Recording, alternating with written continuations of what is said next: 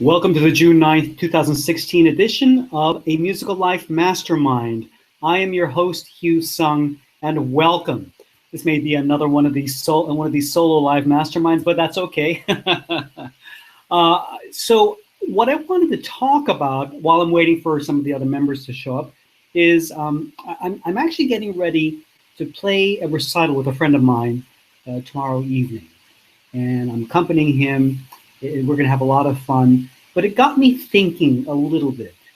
I was a couple things. So tomorrow I'm getting ready to play this recital, but then I also I'm a bit of a sci-fi geek, and I was watching on YouTube this wonderful documentary on the universe of Star Trek. If you know anything about me, I'm a huge Star Trek fan. Well, I'm a big Star Trek fan. I don't know everything about Star Trek, but I really love the original series, The Next Generation.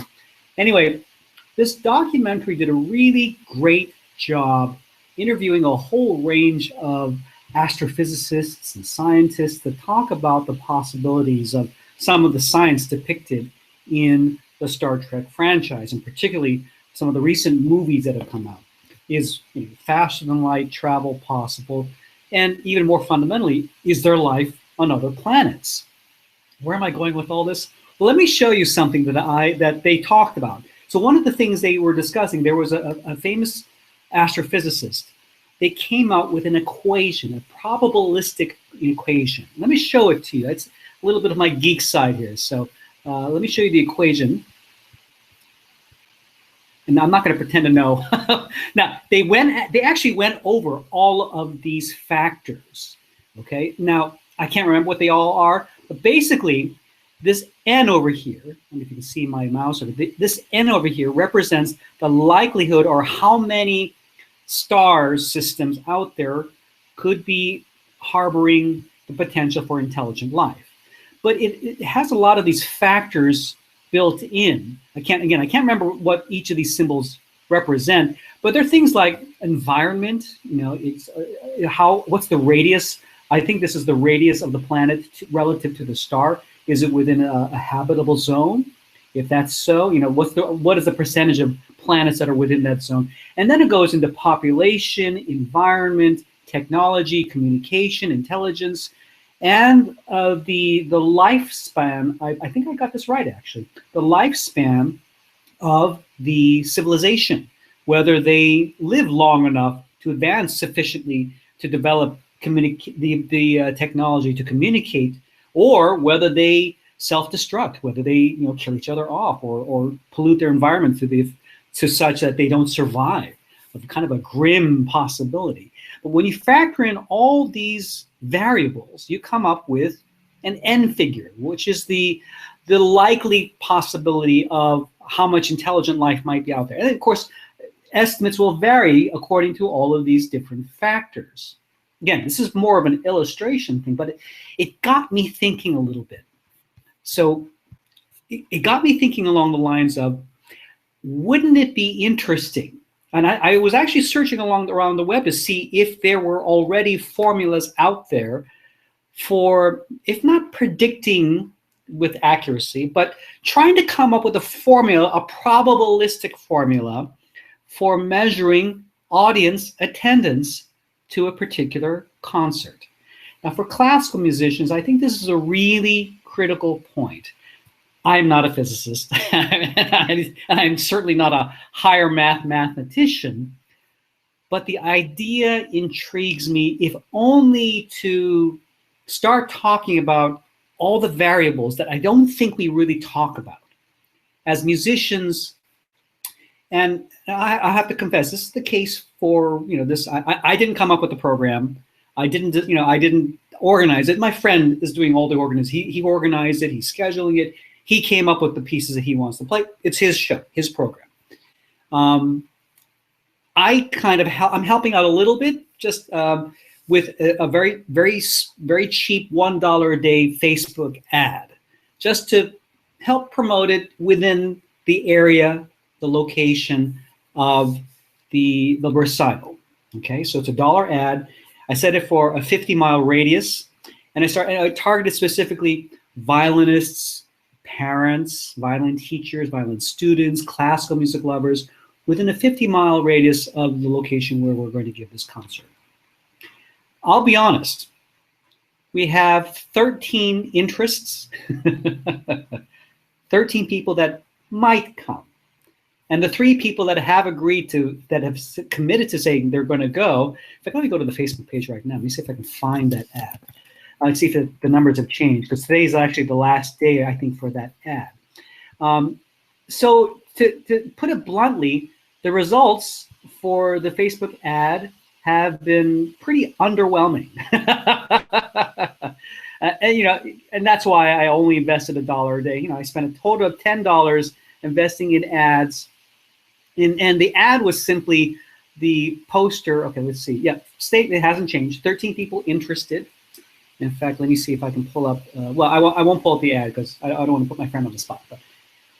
So it was just a picture of my friend, picture of myself, just very kind of classical looking musicians, and the program kind of lists all the composers we're going to play, blah, blah, blah. And as a result, I think the hall we're playing in can seat up to about 200 people.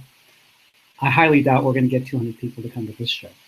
And so some of these factors got me thinking how helpful it would be to come up with a formula, to at least think about the possible factors that would go into place for a successful show. So if you don't mind indulging me, I'm going to go through at least some of the parameters I'm thinking of. And this is by no means complete. I actually wanted to get this out. And in fact, I may make a separate article on this, but I want to get an article out and get it out in my social networks to get everybody's feedback, to see what other factors I may not be taking into consideration to put into this formula. But maybe if everybody can contribute and give me their ideas, it could be a lot of fun. It could be a fun mental exercise. All right, so let me go into at least some of the things that I'm starting to think about for the way I want to put this formula together. And by the way, while we're doing this, I'm going to re-invite some of the folks that I think are going to be coming. Let's try this again. All right, so here we go.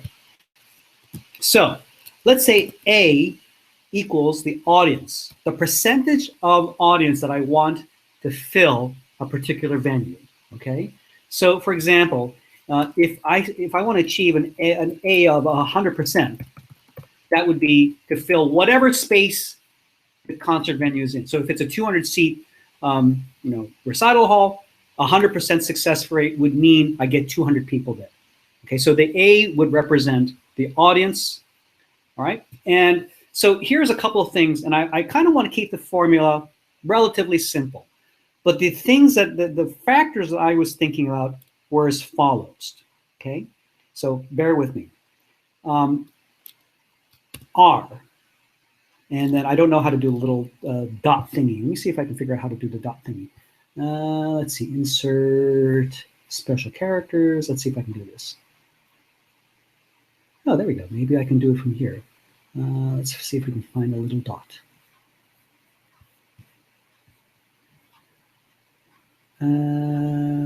Maybe, sorry guys, I'm just trying to figure this out. I might have to just do it this way.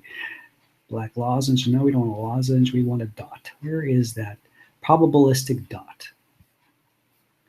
Well, I might have to just settle for, you know what? I may just have to settle for this little symbol. Symbol, arrow, let's see, math, oh here, math. Let's take a look at the math symbols here. Let's see, there's these factors here. Ah, here we go, found it. Z notation, that's what it is, okay. Let's add this here. All right. Oops, oh, I added a whole bunch of them. Okay, so Z notation, yay, that's what it is. Okay, and I'm just gonna copy that little symbol. So R, sorry for that little diversion.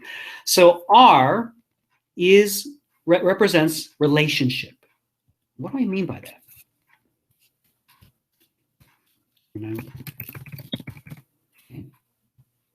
Just change this so the relationship. So right now we have 3 people that have committed to going to the concerts, at least just generated from the Facebook ads. Those 3 people happen to be myself, my friend, and his brother. So the relationship can be a whole bunch of things. It can be your friends, your family, how much influence you have for over those folks to come to a particular venue. How many people you know within that particular location, within the vicinity of that location. And again, I'm not sure if L would be a factor. L would be location. So perhaps, and again, I'm just throwing these factors here, but R is the really important one, okay? Relationship. So a relationship can be anything from friends and family to fans, people who know you, people who follow you. Do you have a large social following? Do you have? And my friend was telling me that a lot of his students will be coming. So that's a relationship. A teacher, student. So students obliged to come to their teacher's concert. That could be one factor. Or teachers, students that really are devoted to their teacher. More likely, if they're in that area, will travel to go to the concert. All right. But then, of course, it goes beyond that. Relationship is not just your personal friends in the immediate context. It can be your fans. Do you have a fan base? Do you have a brand? For some people, the relationship is just the fact that people know them. And I think the best way to define the relationship can be both ways. The people you know and the people who know you. So in the case of some very, very famous people who manage to draw a large audience, they may not know each and every person that are coming to their concert, but all the people certainly, or the majority of them, would certainly know the person. Maybe they're famous, maybe they're on TV, maybe they're in the movies, maybe they did something, they had a bit of notoriety, they've been in the press, who knows? But the relationship can go both ways. And it's a very important factor. I think many times musicians assume they just play, I just play my instrument, I'm good, people will just come because I'm good. But they haven't established a relationship beyond their own instrument or their own practice room, okay? I think many times musicians, we can kind of fall in love with our own music. We forget that we have to connect in some manner to grow a fan base or get known, whether it's through publicity, whether it's through marketing, whether it's advertising. So relationship, what kind of relationships do you build? They can be active relationships or they can be passive relationships. Let's go back to the illustration. And maybe what I can do is we can define the 2 types of relationships. And let me see if I can do a subscript. Let's see, can I do special characters? Let's see if we can do a format. Let's do subscript. Here we go. Let's do subscript. So let's do active. And then let's do relationship and insert format subscript. Passive. So what do I mean by active and passive? So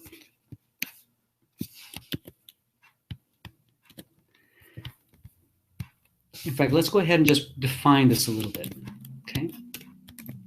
So an active relationship, oops, let's see if I can get this over here. Well, we'll figure this out. So anyway, sorry, just a little bit of housekeeping here. Let's see if we can get this working. There we go. An active relationship. So an active relationship would be, if I can get this a little bit smaller. An active relationship would be, for instance, friends, family, people you know directly. Or even, semi-directly, colleagues, whatever. It don't have to be necessarily close, okay? And then by contrast, this would be a passive relationship.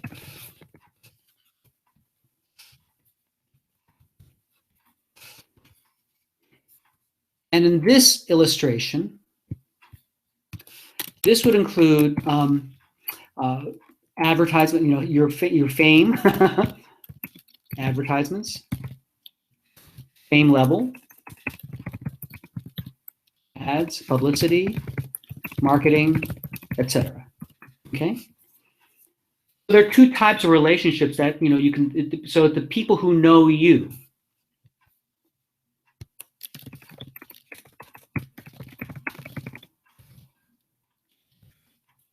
Right. So again, the RA stands for active relationships. The RP would stand for passive relationships. Active ones are the people you know directly. So you can say, hey, Charlie, why don't you come to my concert? You're a good friend of mine. And Charlie would feel obliged to come to your concert because he knows you and he knows you're going to be upset if you're not there. Okay. And then the passive ones would be, setting up your advertisements. Now we're going to get to the effectiveness of an advertisement in just a bit. Okay. But for now, let's take a look. I've got, no worries. Okay. So anyway, getting back, sorry. I think I was sharing my emails, just checking to see who's available. All right. So anyway, I forgot that was active. So we have active, we have passive relationships, we have location. So for example, let's say I've got this, so I'm playing this particular location. Well, only a certain number of people, and that again, this is an interesting factor. In most cases, you're going to want to go to a performance. You'd be willing to go to a performance that's relatively close to where you are, right? As opposed to going, say, traveling across the country to go to a concert. It's less likely, but we'll talk about the factor the location has. More often than not, the location is a factor for convenience, right? So if you have, the further you have to go, the less likely you are to go to a particular concert. Now, there is another very important factor that may make the location less relevant when it comes to the performance, the audience performance number.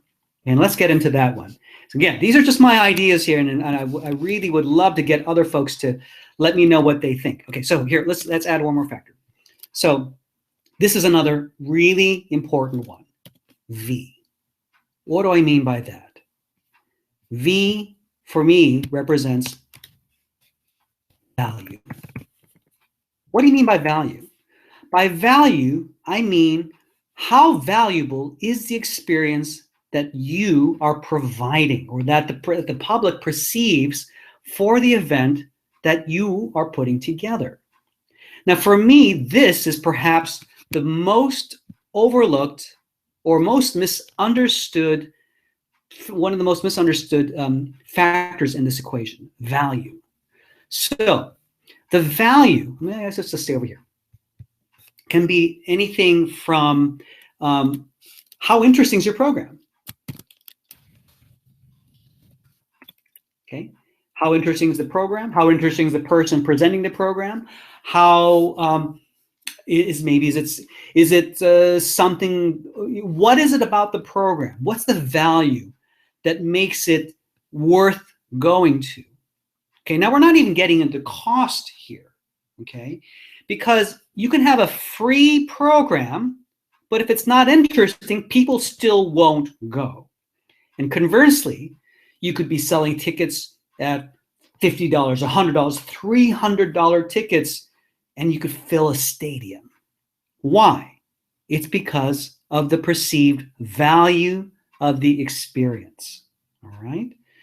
And I'm not sure if you want to do a subscript E for the experience. You may, let's do it just for fun. Okay. Let's do a subscript for E for experience. And let's do a V and a subscript C for cost. Getting kind of fancier, I know. But I think it's still an interesting, again, I'm just trying to, let's do the sub values here. So V equals experience. And that kind of correlates with what I just talked about here. And then the VC over here is the actual cost for getting there.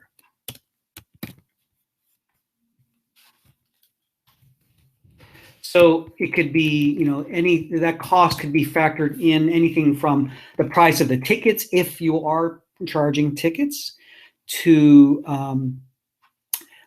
the to price of the tickets, to the price for transportation. Some people will fly across the country just to follow their favorite artist. Some people will travel around the world just to go to a sporting events. If they're going to go to the World Cup, for example, some people are willing to spend thousands of dollars to be there because the experience is perceived to have that much value. It is worth it to them to be there. Okay? Which gets me back to, again, once we see this as an equation, these are the factors that I believe, and actually I'm going to just kind of preface this. I'm going to say location is, well, let's leave it here for now.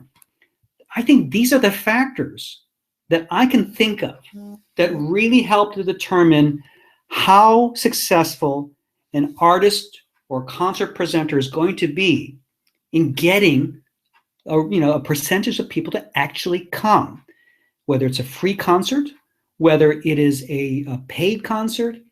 So I want to work through a couple of scenarios with this particular formula and just talk about it, okay? So let me just kind of go into here. So I think the way to think about this is let's start with an audience of 100%. Where would I find a 100% audience attendance, okay?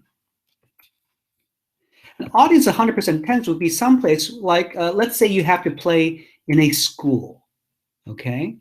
So here, the relationship, you may not know, the relationship may be 0 in terms of who, or maybe it's, let's say you're playing for a school and you know somebody who, is part of the school, you reach out to them. Or even if you don't, maybe you reach out to them and they heard about you, you send a press release. There's a variety of ways that you could hook up with a school, either through a family friend, maybe your child goes to the school and you know the school administrator, maybe you send out a press release and they find your V proposition interesting, your value proposition interesting. And so here, it's going to be a combination of either people or the press, the advertisements that you send, or the communications by calling them up and saying, hey, do you have some time available? All right. And the other thing, of course, will be, the location. Is it someplace close by where you can get to? And in terms of location, it's also going to be a factor. And again, I think most of these are going to be audience centric, but in the case of the location, it's not a factor for the school students because they're forced to be there. If that's a required class, they will all be there. That's the location problem is solved for them. So you're not going to have some people that will arbitrarily leave. They're going to be all required to be there. Now, in terms of the cost, the kids don't have to pay anything, but maybe the school does. Who knows? Okay. And then some of these factors become less relevant, although the experience and the cost may be relevant in terms of the administrator deciding whether they want to bring you on. If you're offering a free presentation, then they're more likely to bring you on. If you say, well, I'm going to be charging $1,000 to appear at your school, they're going to think twice and think, we just don't have room in our school budget for this. Or, wow, this person is so valuable, it would be such a huge asset for our students. And I'm thinking, the initial illustration was for school children, but this, of course, changes a lot when you get to college students, right? For them, attendance could be arbitrary. Let me throw another example of an A that was actually very, very low that I saw recently. I was up at one of the state colleges and attending I didn't attend, but I was actually getting ready to perform one of these students' recitals. And before them, this person was going to perform. There were actually other students that had to do their required mandatory master's degree recital. The saddest thing was, here they are in a school. They're playing playing beautiful music on stage, and I saw 2, maybe 3 people in a 300, seat hall. And these 3 people are sitting all the way in the back, and 2 of them are reading books. And that is a sad example where the A number just doesn't work. And then we have to ask the question. That's, I think, why this formula may be helpful. Now, of course, this is a school setting, but if in school the students aren't learning how to maximize that A number. Okay, let's say just for simplicity's sake, this seat is the hall. Excuse me, get some water here. Let's say just for make the calculation simple, the hall had a seating capacity of 300 seats. 3 people showed up. They achieved an A number of 1%. Okay, 1% filled the hall. You can't make a living by filling a hall with only 1%. So then you have to start going into some other questions. Of course, they were probably required to play certain pieces, But let's say the requirements were taken off the books. Okay. So a couple questions. Did that student advertise? Did they put up flyers around the school announcing the program? Maybe they didn't. I did see flyers for other students that were playing other concerts. Just give me a second. I'm going to just check my email here, and I was doing that. Whoop, there you go. Okay, so I'm just checking emails to see if anybody else is showing up to the mastermind. Anyway, so maybe they put flyers up. Okay, great. But I've been to schools too where I've seen flyers, and to be honest, number one, if I don't know the student, why would I go, right? So those flyers are going to be limited in their effectiveness because, if let's say I see a flyer and it's a friend that I know. Oh, my friend Johnny's playing. I didn't realize that. Check my schedule. Well, I'm free. I should go see them because they're my friend.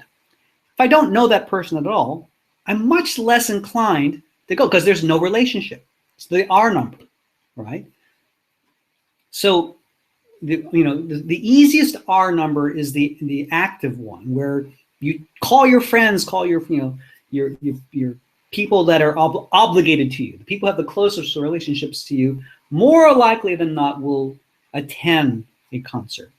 That's no guarantee, though. The other factors are going to be, of course, location. Location is not a fact. It's right on campus, so it's easy for the students to attend. If they're not attending, there's a problem with the equation, isn't there? It's not location, and it's probably not advertising, and it's probably not the fact that these students, I'm sure they have lots of friends, right? What else could it be? Well, it could be the fact that the program was, frankly, not very interesting. And that's, I think, where we lose the customers. I hate to say it this way, but it's very important. The customer's point of view. Are we creating experiences that people actually value? Are we creating experiences that people would say, wow, this is worth taking the time, making the effort, especially in this world where things are so convenient. We can watch a movie at the touch of a button. We can download books and play games right under their fingertips, to create an experience that makes people say, I really want to shut my computer off and go see, hear, experience this person's performance. It asks a very tough question. What is it about your performance or your presentation or whatever that really creates value for the person to make the effort? Okay, now the concert was free, so the value cost is not an issue. Those concerts were free to open to all the students, faculty, staff. Now, I should note, I didn't even see any faculty members there. That's pretty sad too, right? Faculty members are busy, limited time, and again, put it from the faculty members' point of view, these concerts all seem the same, don't they? These the students are just playing the same old repertoire. They're just doing it just to get a grade, right? They're not doing. Let's say there's this one student that comes on that everybody's talking about. oh my goodness, this student is amazing. You've never heard anybody like this. That takes, that brings the interest level up, the value level up, because maybe there's something extraordinary. It could be extraordinary in their technique, maybe. It could be extraordinary in their imagination. Maybe they think outside the box or find innovative ways to create an experience that makes it worth going to. So I've kind of created this roundabout discussion. And again, it's meant to be an open discussion. I'm actually just working out this formula right off the top of my head. And I'm curious to see what you guys think. Is this a formula that makes sense to you? Does it get you thinking about, is my program really interesting? You can put yourself in somebody else's shoes. Why do you go attend any concert, any show? When was the last time, think of the last time you spent money to see something? I think typically, I think many of us could say, oh, I saw a movie. How much did your movie tickets cost? Was it free? No, I paid a good bit of money for the movie, and I bought popcorn. I spent all this money to see a movie. Well, why did you see that movie? Well, it was maybe to see somebody famous. Maybe the subject matter was interesting. Maybe you had been following this particular director, or you liked the plot line, or whatever was advertised to you, caught your attention. You maybe learned a little bit more. And there's another thing. There's several other factors. Another factors like maybe you heard from other people that, oh, this is going to be a really good one. Maybe the reviews were good. And maybe even if you weren't that interested, because of other folks talking up, okay, the buzz. And maybe let's go back to our little formula. And now that I'm talking about this out loud, let's go back to our formula and maybe talk about another one. Let's talk about another factor. Let's call this the buzz factor.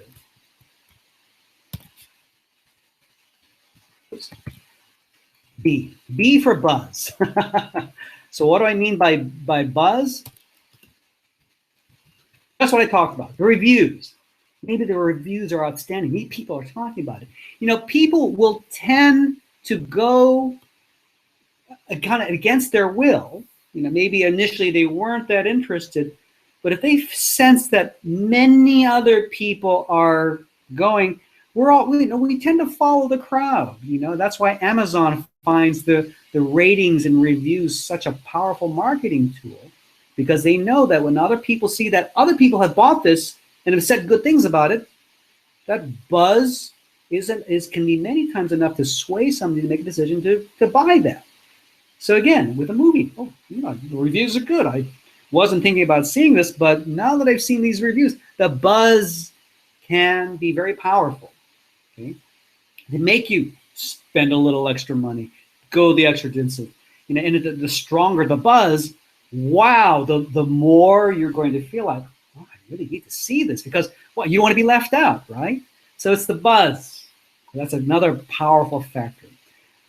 So, the movie is probably one of the recreational things that many of us, don't think twice about going, but think about all the factors that made you decide to take a night out, okay? And the value, of course, was it worth it? You anticipate, hopefully, you don't go out looking for a bad time. You go out looking to enjoy yourself, right? And I think when it comes to putting together concerts, we really need to start thinking about what is the customer experience like. And I think one of the dangers, I think, is that especially as classical musicians, we're very known for pretty much just being interpreters. We take somebody else's music and play it. It's not really our music. So what are we known for? Are we, known? Well, because thousands and thousands of people play the same song, the same piece. Why? Think about it this way. Let's say you hear an advertisement, or you see an advertisement for somebody who is going to play the music of the Beatles. okay? And they're going to play it, and great. And then you see 4 more bands advertising roughly the same week. They're going to play Beatles music also. Not the same songs, but other songs. And maybe somebody else will play exactly the same songs or something quite similar, but they're all playing Beatles songs in their shows.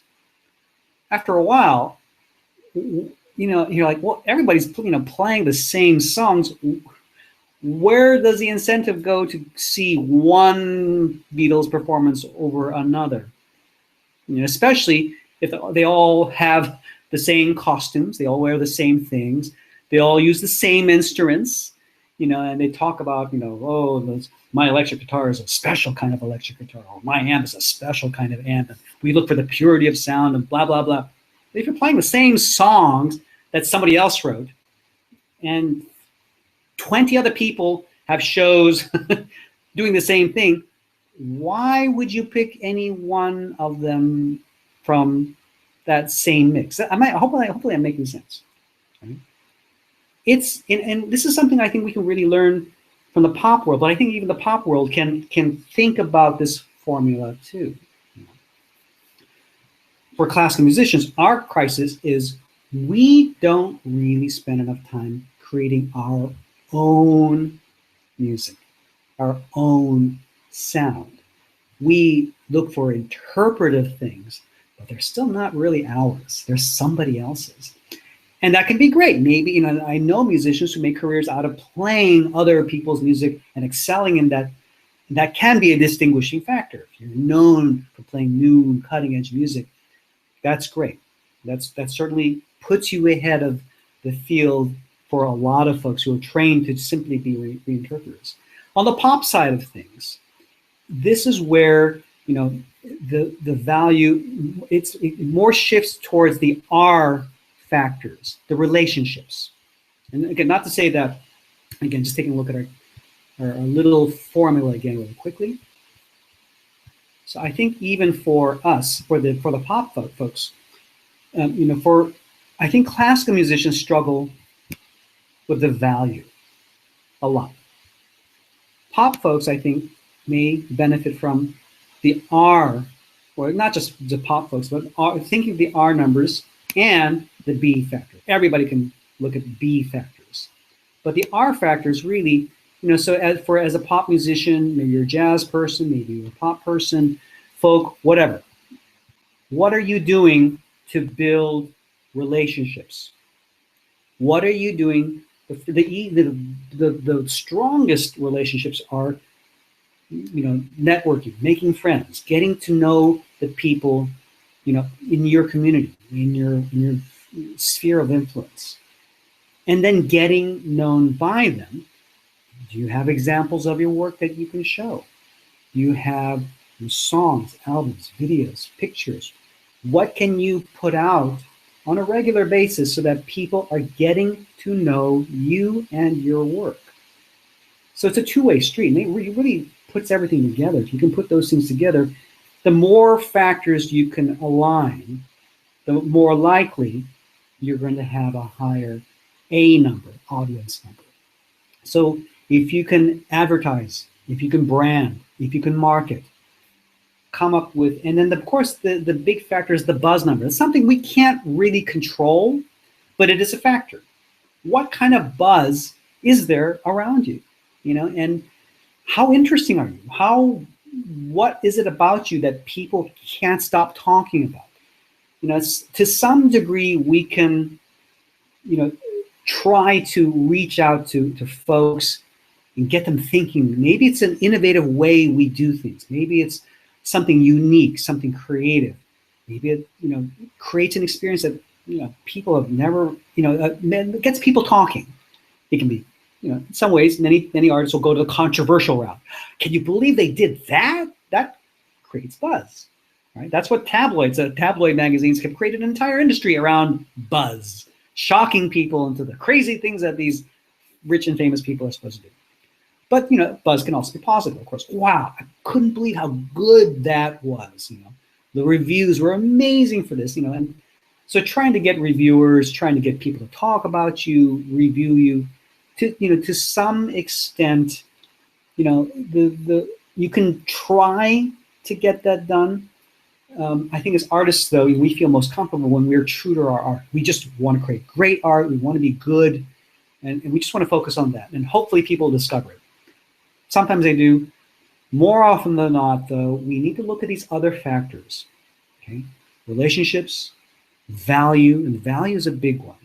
The buzz usually becomes off as a side, kind of an ancillary thing. But anyway, I'm going to post this formula up, repackage this as an article, and I'd love to get your feedback. Again, it's kind of I'm just, part of the way this mastermind works is I love to share ideas and invite folks to give feedback.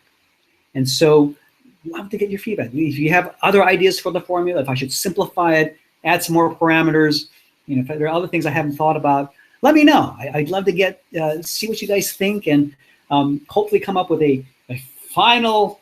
I feel like I'm at a physics conference or something. We're trying to come up with the right equation to solve the unified field theory or something like that. It's nothing that exotic, and certainly nothing that I have any real metrics for.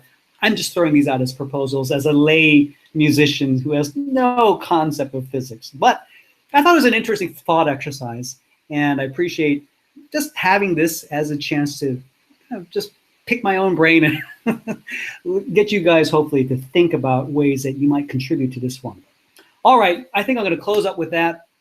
I will post more on this in a Musical Life Mastermind. And for those of you who are who are new to the Mastermind, I want to encourage you to use the forums.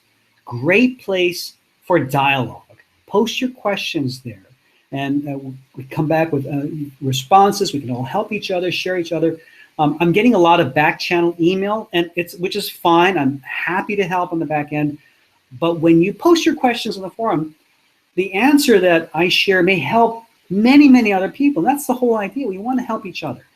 So I just, again, want to encourage folks, use the forums to communicate, share ideas, post your questions, and I'll do my best to answer you there, create articles, or open discussion up as a possible topic for our next live masterminds. Okay, folks, I hope you enjoyed my little crazy pseudo-scientific, it's not really scientific, this is my pseudo-scientific exploration into the ultimate formula for getting the best audiences for whatever shows you're putting together. Love to get your feedback, can't wait. Take care, and I'll see you in our next live mastermind at A Musical Life.